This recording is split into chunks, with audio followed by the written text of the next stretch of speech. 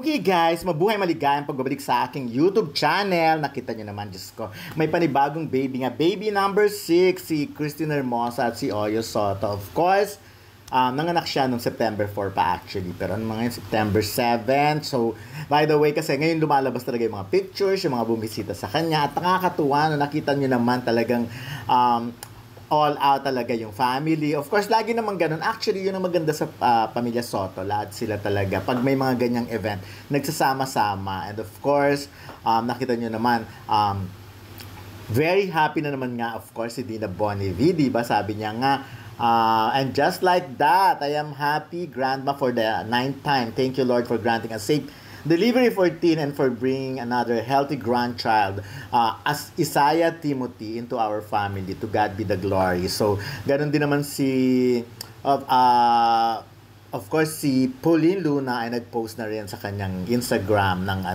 ng mga event. Nasa bahay naman nila, nasa bahay, hindi na sa hospital. Of course, nakakatuwang makita talaga. Palaki ng palaki ang pamilya Soto. Just may kay Christine pa lang, 'di ba?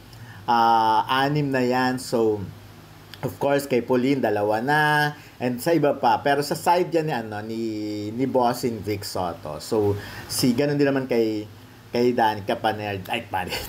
Sorry. Kay Danica Soto, diba? So, nandito ako, Danica. Oo, Danica Soto. Ano ba yan? Kasi pare-pares ang pangalan diba?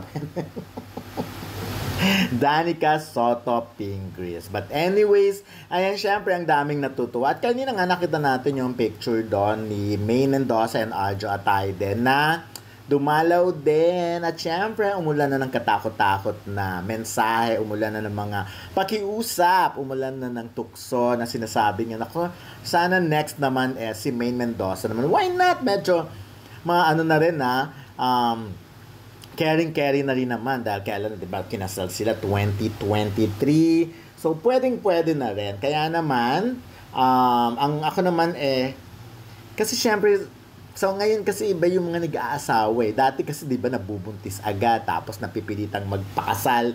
Ngayon, talaga, nagpapakasal muna, tapos, tsaka lang, kumbaga, hindi pinipilit kung kailan mag-aanak. So, just like Mateo Guidicelli and Sarah Geronimo. Si May Mendoza naman, very young pa, di ba? 29 years old pa lang, magte-30 pa lang siya by 2025. So, ang laki pa ng chance, di ba? Pag alam naman natin na ngayon kasi ang goal talaga ng mga mag-aasawa, ng mga bagong kasal, enjoy muna ang isa't isa because they know na pag alam nila na pag nagkaanak na sila, magbabago ang kanilang mundo. So, hindi na yung katulad ng dati na anytime pwede silang maglamyeda, rumampas sa kung saan-saan or tumanggap ng mga project na gusto nila.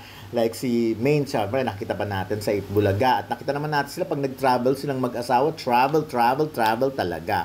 So, which is siyempre, hindi na magiging ganun kasimple yun pag may anak na sila. Although, pag lumaki na yung mga anak nila, pwede nang isama. Pero, habang maliit, siyempre, hindi pa. Katulad nga ng case talaga nila Marian Rivera and Ding Dong Dantes na nag-enjoy din. And then, after that, nung nagka-baby na sila, hinintay muna nilang medyo lumaki-laki ang mga anak nila. At ngayon nga, nasasama na nila si Zia at si Sixto sa mga lakad nila abroad. So, ayan, nakakabilib din talaga si Christine Hermosa, talagang hindi mo iisipin kasi si Christine, ang pagkakakilala ko sa kanya dati talaga, si Christine kasi very quiet na tao. Pag ini-interview mo, tahimik lang yung face niya. Sa simula, akala mo supladita kasi nga, di ba, mestiza.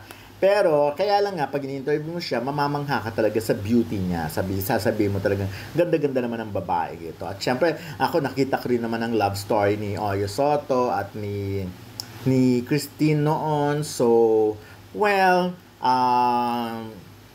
at nakita rin naman natin kung paano talaga sila na-develop. Yung akala mo, di ba noon, ang dami-dami nagsasabi na ganito, na ganyan, na hindi bagay, etc.